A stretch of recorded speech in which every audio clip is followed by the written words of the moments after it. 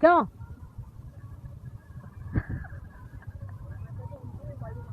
हाँ, तुम लोग को बुरा लगेगा इसलिए मराठी में बोल ले दो।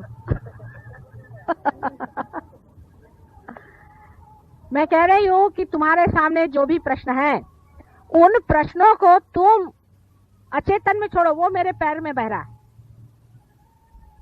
माने ये कि कोई भी प्रश्न है, अब तुमको अपनी लड़की का प्रश्न है समझ लो, उसमें खोपड़ी भिड़ाने से कुछ नहीं होने वाला। जो भी प्रश्न है वो यहाँ छोड़ दो, उसका उत्तर मिल जाएगा। अब तुम अगर सोचते हो कि इस चीज से लाभ होगा, वो नहीं बात। जो परमात्मा सोचता है तुम्हारे लिए जो हितकारी चीज है वो घटित हो जाएगी, वो तुम कर भी नहीं सकती हो, इसलिए उसको छोड़ दो। तुम क्यों बीच में तंगड़ियां तोड़ रही हो? तुम क्यों परेशान हो रही हो?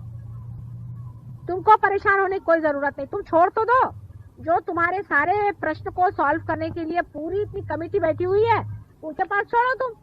सहयोग में यही तो कमाल है कि सर का बोझा उतर गया उनके खोपड़ी पर। छोड़ के देखो, ऐसे कमाल होंगे, ऐसे कमाल होंगे कि बस।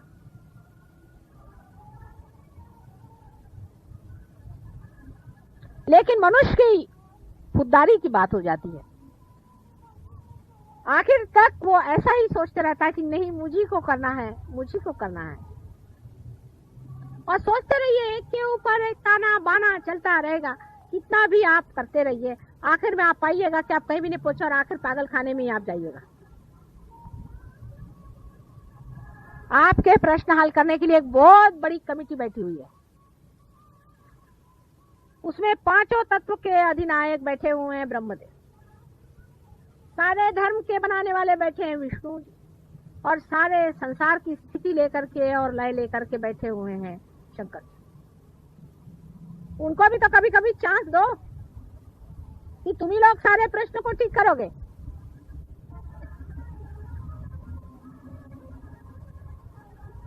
और जैसे ही आप निर्विचार में होना शुरू कर देंगे, आप देखिएगा आपके अंदर ये तीनों ही शक्तियां अपने आप बन जाएंगी, अपने आप सुलझ जाएंगी। धर्म, अर्थ और काम बिल्कुल वो ठीक से अपने अपने जगह बैठ जाएगी। निर्विचारिता में रहने से आपके अंदर के जो प्रश्न हैं उसमें कॉस्मिक चेंज आता है। एक कोई अंदरूनी घटना घटित होती है, उसके सूत्र पे घटना होती है। जैसे एक आदमी समझ लीजिए शराब पी रहा है, मिसाल की तौर, वो मेरे पास आता है, माता जी ये शराब पीता है, इसको शराब छुड़ाओ। उसकी कुंडलिनी जागृत करते ही उसके अंदर की कॉस्मिक दशा ऐसी हो जाती है कि वो शराब पीता है तो उसको उल्टी होती है।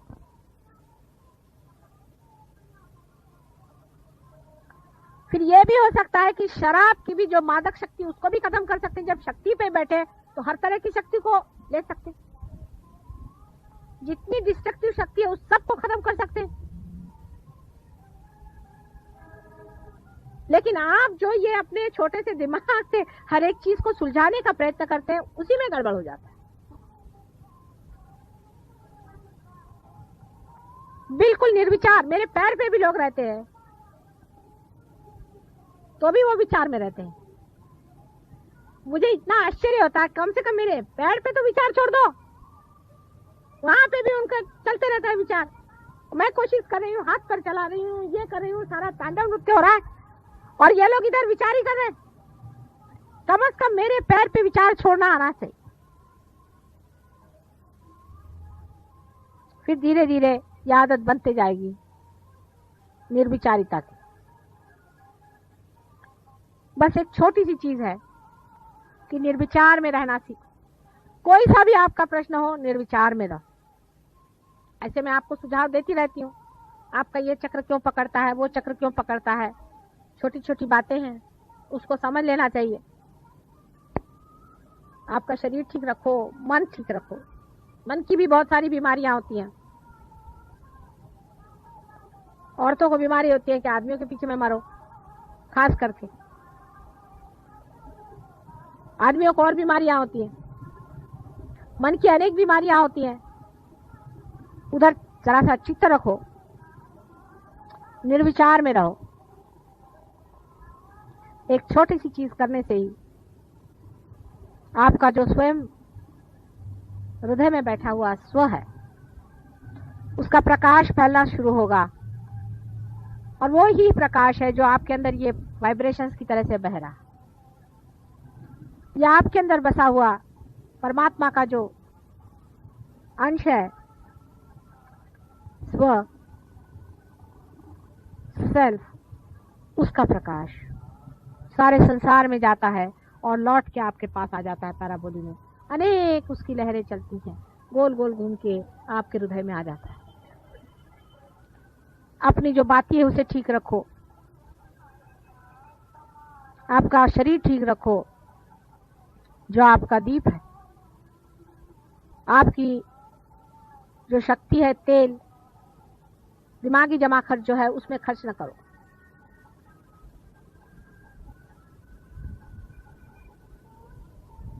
लौ को सीधे लगाओ, जो लौ के ऊपर का हिस्सा है उसको मां से चिपका लो, उसके पैर में बांध, सीधी की सीधी लौ निर्विचारता में निर्भीकता से जलती है।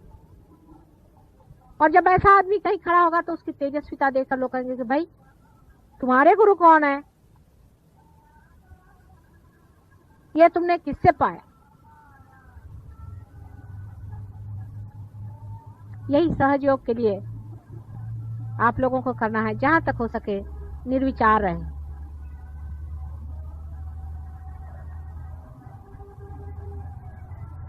हम तो धक्का दे ही रहे हैं कुंडलिनी को, आपको भी वहां रखने का कोशिश कर रहे हैं।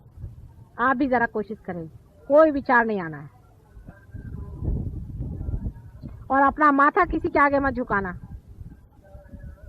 याद रखना, किसी के आगे जाकर माथा नहीं झुकाना है, कोई भी हो। बहुत से लोग सहयोगी के आगे माथे झुकाते मैंने देखा है। ये सब फालतू की बातें करने की जरूरत नहीं।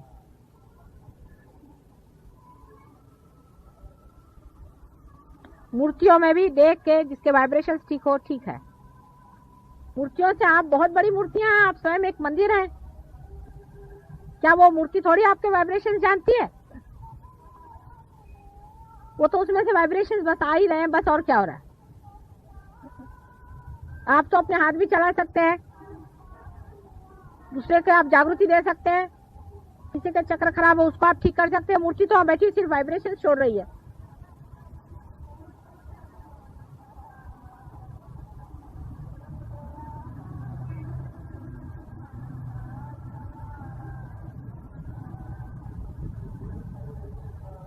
सहयोग में बंबई सेंटर में बहुत काम हुआ है, इसमें कोई शक नहीं, और लोगों ने बहुत अपने को ऊंचा उठा लिया है।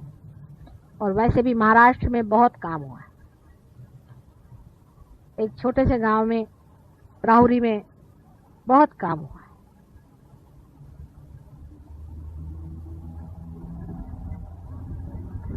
जितना आप गहरा उतरेंगे उतना ही गहरा काम होगा।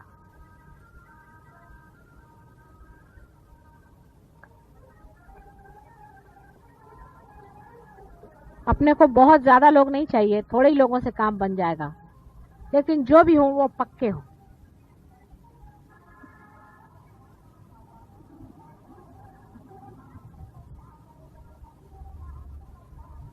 आता काही प्रश्न असले तर विचारा। राजकारण हो तो कृष्ण के जैसा।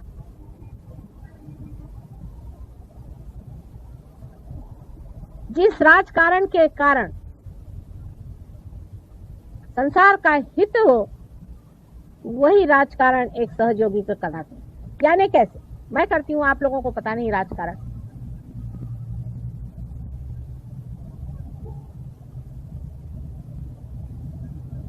राजकारण इस तरह से करना चाहिए कि खूबी से आप उसमें से हित आदमी का निकाल लें, होशियारी से उसकी जो अच्छाइयां है उसको उठा ले। सीधे हाथ से तो आप लोग लेने वाले नहीं, तो उस पे कुछ चॉकलेट चढ़ा करके आपके मुंह में दे दिया।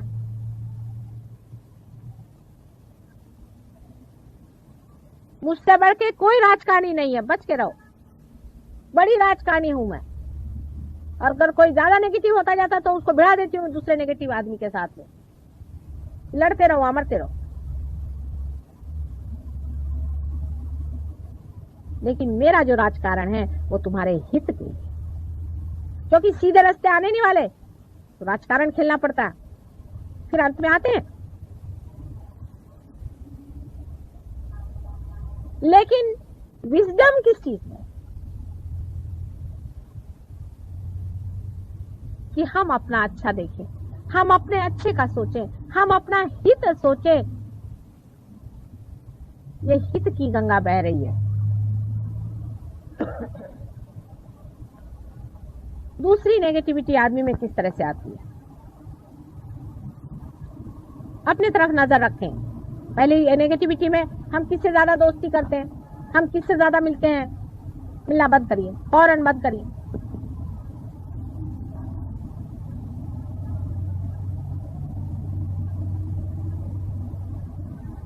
कोई अगर 50 साल से ऊपर के तो वो ग्रुप बना लेंगे।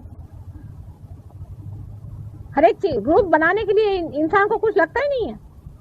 क्या भगवान ने आपको कोई ग्रुप में पैदा किया है?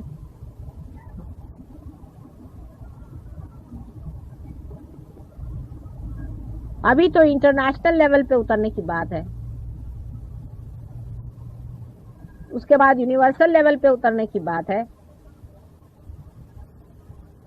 अभी तो गिरगांव दादर ही हो रहा है इधर।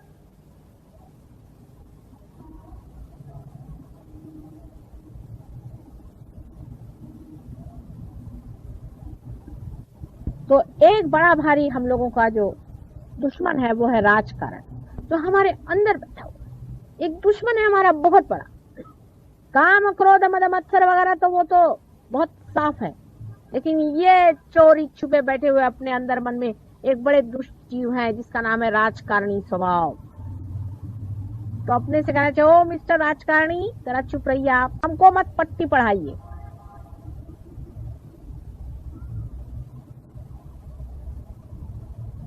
बड़ा चोर बैठा हुआ है अंदर में, उसका ख्याल रखो।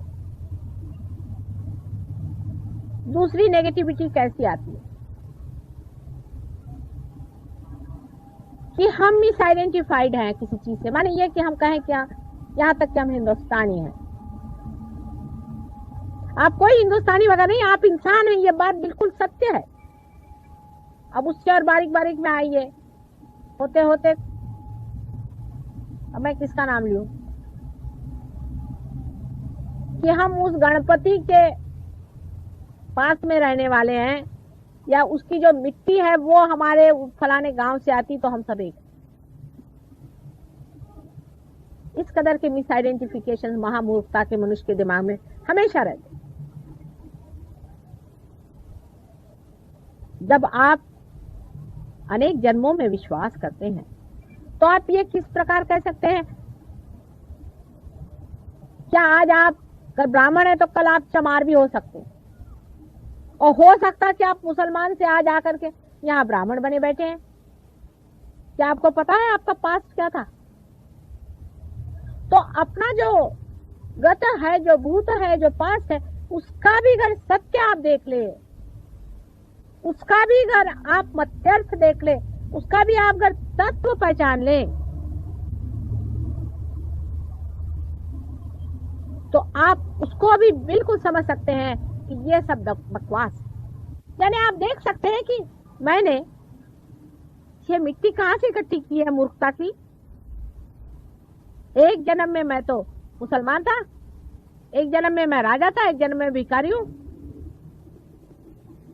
ये मिट्टी मैंने कैसी मूर्खता की इकट्ठी की है, उसके तत्व को देखना चाहिए, और उसका तत्व महाकाली का है।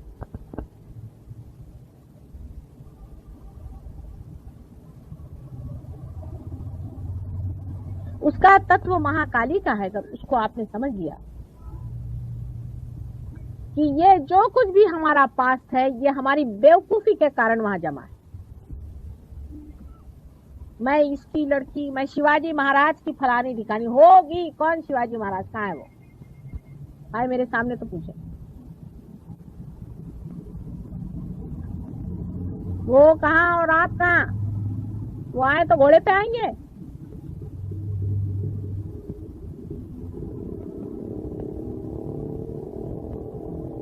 हम यहाँ के ब्राह्मण आए हैं, हम वहाँ के वो आए हुए हैं, पोप साहब हम फलाने आए हुए हैं। ये सब मिस आइडेंटिफिकेशन इस जन्म के भी बहुत सारे, ये भी एक तरह से पास ही है, क्योंकि इस मोमेंट में तो नहीं है, इस समय तो नहीं है, इस समय ये आइडेंटिफिकेशन। इस समय में आप क्या है? एक ही तत्व है कि आप सब मेरे बेटे हैं, इसके सिवा और कोई सत्य। सबको मैंने अपने सहस्त्रार से जन्म दिया है, इसके अलावा दूसरा कोई भी सत्य नहीं। यही एक सबसे बड़ा महान सत्य है, इसे शिरोधार्य करें। जो इसको नहीं शिरोधार्य करता वो कभी भी सहज योगी ऊंचा उठ नहीं सकता है, वो दूसरों को हमेशा खींचता रहेगा। अपनी नेगेटिविटी से दूसरों को खींचता रहेगा। वो अपने को बहुत अक्लमंद समझे, कुछ भी समझे, लेकिन उसको जानना चाहिए कि न तो वो खुद उठ रहा है न तो दूसरों को उठने दे।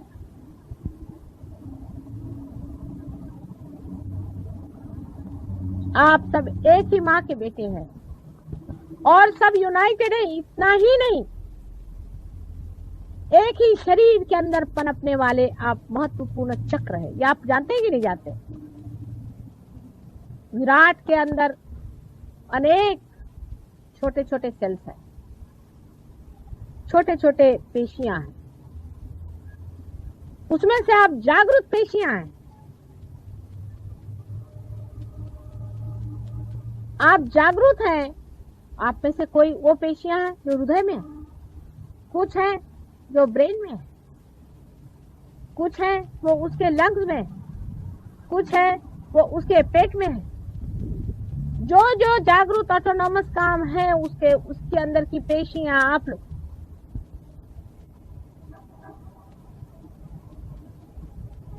आप बहुत महत्वपूर्ण है। इस चीज का आइडेंटिफिकेशन तादाद में आप में नहीं। आप ऐसे तो बहुत महत्वपूर्ण बनते हैं, हम ये हैं वो हैं वो हैं, हमारे लिए क्या है? आप धूल के बराबर हैं। लेकिन इन रिलेशन टू सहज योग, सहज योग के साथ संबंधित जब आप हैं तभी आप महत्वपूर्ण हैं, नहीं तो आपका परमात्मा को कोई भी महत्व नहीं है। समझ लीजिए, आप व्यर्थ हैं। परमात्मा ऐसे हजारों उठा के फेंक देंगे, वो उनके पांव के धूल के बराबर है। आपका महात्म्य तभी है जब आप सहज योग के रिलेशन में कहां तक उठते चले जाते हैं।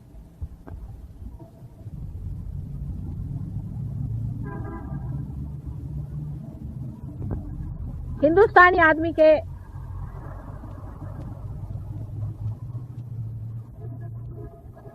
शरीर व्यवस्था, उसकी मानसिक व्यवस्था, उसका सब कुछ एक अलग ढंग का है। चीनियों का अलग ढंग का है, अंग्रेजों का अलग ढंग का है। सबने अपना अपना बना लिया है मटका। लिंबू तर सगळ्यांच्या डोक्यात, पण तरी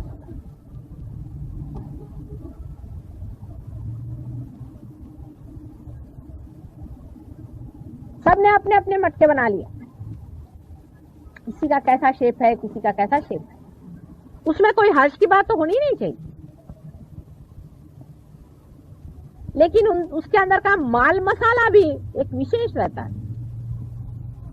जैसे आप मराठी घर में जाओ तो वहां अलग तरह की फोड़नी देते हैं, यूपी में जाओ तो वहां अलग तरह का।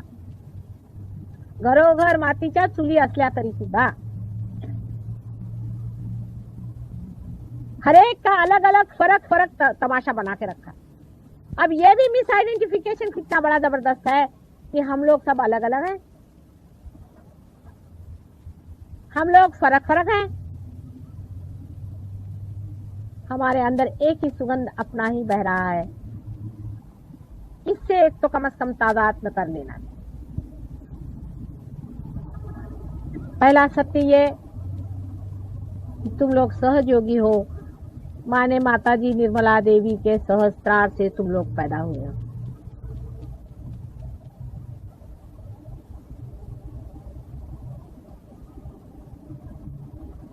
और दूसरा सत्य ये कि तुम सत्य से ही तादात्म्य कर सकते हो, असत्य से नहीं। जैसे ही तुमने क्या, तुम्हारे वाइब्रेशंस बंद हो जाएंगे।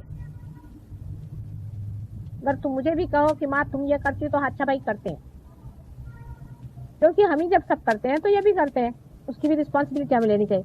पर तुमने भी तो कोई खराबी की है अपनी। हम जो बात कह रहे हैं उस तरह से चलो तो सब ठीक होने वाला है। इसलिए जितनी भी इस तरह की गलत धारणाएं हैं उसको बैठ करके लिख करके कि मेरे खोपड़ी में ये आया हुआ है फलानी जगह से, क्योंकि मेरी माँ ने ये पढ़ाया था, क्योंकि मुझे स्कूल में ये पढ़ाया गया, फिर मेरे देश में ऐसा पढ़ाया गया, ये सब गलत बातें मुझे निकाल देनी है।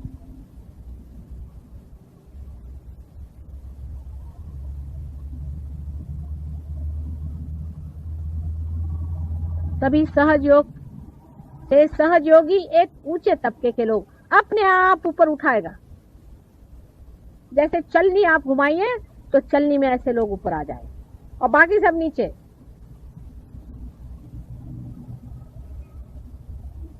परमात्मा से एकात्म बताने,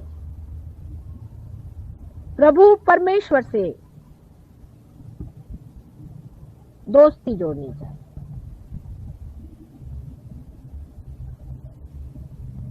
उसके सर्वशक्तिमान स्वरूप में एकाकार होना चाहिए।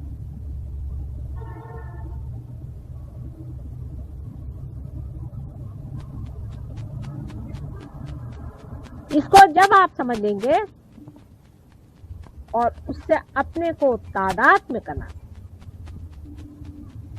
सत्य तो सब जानते हैं, ऐसे लेक्चर देने वाले बहुत हो गए, लेकिन इस सत्य से अपने को तादात्म्य करते ही साथ आप उधर नहीं बैठे, आप यहाँ के बैठ गए, साइड बदल गए। आप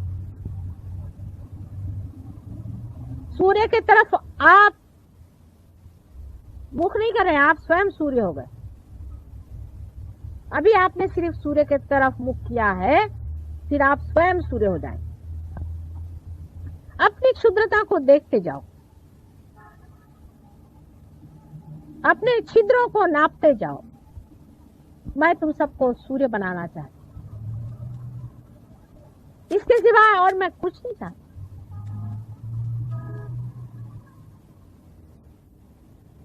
जो लोग अभी तक इस चीज को नहीं समझ पाए और जान नहीं पाए हैं, वो छोटी दृष्टि के हैं, उनमें वो विशालता नहीं आ पाई। लेकिन तुम लोग सब अपने को विशाल बनाओ। दूसरा चाहे छोटा हो जाए, आप अपने को अलग अलग तरीके से विशाल बनाओ। विशालता से ये सब शुद्धताएं जो हैं ये खत्म हो जाए।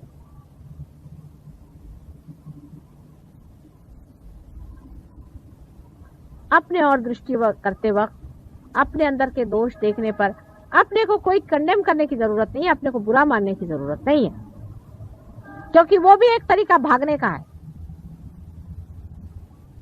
ये बड़ा भारी अपने से भागने का तरीका बनाया मनुष्य ने, ये मैं समझ गई। अब उसका ऐसा तरीका है कि उसने ऐसा कह दिया कि साहब हाँ मैं तो हूं ही खराब, माता जी मैं बहुत खराब आदमी हूं, बस ये तो बेशर्म हो गया।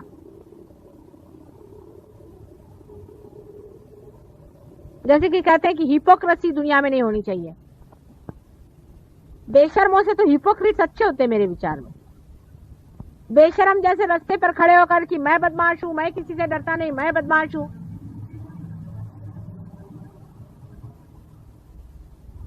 तो सभी बेशर्म हो गए उसके साथ में। इससे बेशर्मी बढ़ेगी, हिपोक्रेसी से कम बढ़ेगा नहीं मामला। बीच का रास्ता है। अपने दोषों को देखो और जैसे बदन में कलंक लगा है उसको पोंछ दो। उसका बखान भी करने की मेरे पास कोई जरूरत नहीं। ये तुम्हारा, तुम्हारे अंदर, तुम्हारे साथ तुम्हारा मामला है। तुम अपने को ठीक कर लो, ये तुम्हारा अपना प्राइवेट मामला है। जब तक वो मेरी नजर में नहीं आता मैं भी उसमें नहीं कहती, नजर आने पर भी मैं नहीं कहती हूँ, बहुत देर तक मैं रुकी ही रहती हूँ। हाँ, लेकिन जब वो बहुत ही मारक हो जाता है, जब उसे सहयोगी पे हाथ आने लग जाता है, दूसरों में नुकसान होने लगता है, तब मैं किसी को कहती भाई देखो तुम ऐसा नहीं करो।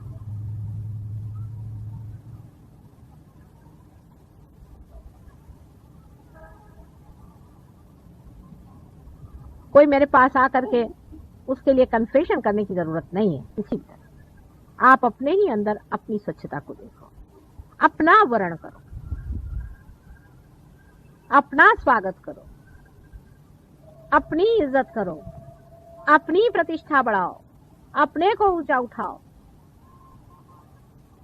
अपना गौरव करो, गौरव करने योग्य बनो। जो भी तुम कर रहे हो उससे तुम्हारा क्या गौरव हो गया या तुम्हारी बुराई होगी, ये तुम खुद समझ सकते हो। इतनी अकल हर एक आदमी में। लेकिन अब कोई भी चीज ऐसी नहीं करो जिससे तुम्हें गौरव छोड़ना पड़े।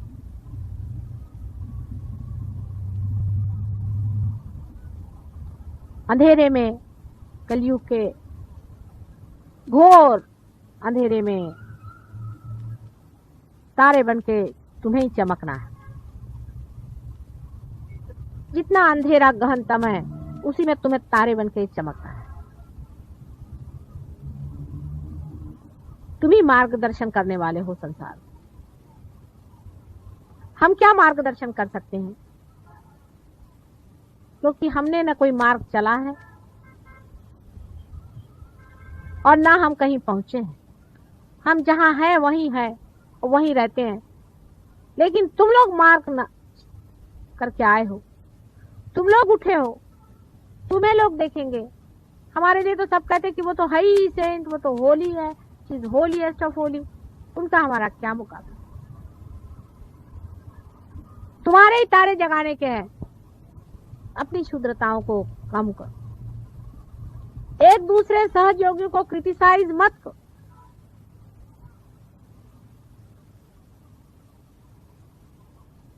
बहुत बुरी बात है, क्योंकि हर सहयोगी एक ही शरीर का अंग प्रत्यंग है। इससे महामूर्खता क्या होगी कि कोई इस हाथ से इस हाथ की उंगलियां काट रहा। अगर दूसरे सहयोगी में कोई प्रॉब्लम है और आप अगर सोचते हैं प्रेम में, तो साइलेंटली उसको बंधन दीजिए, उसको जूते मारिए, ठीक करिए, पर अपने को भी बाद में जूते मार लीजिए।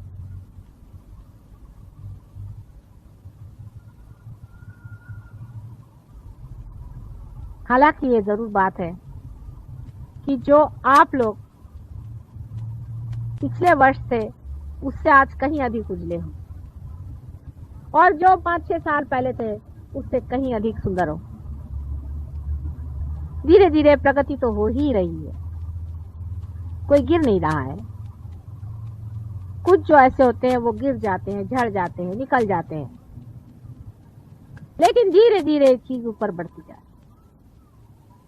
जितना आपका अपने ऊपर और हमारे ऊपर रहे, काम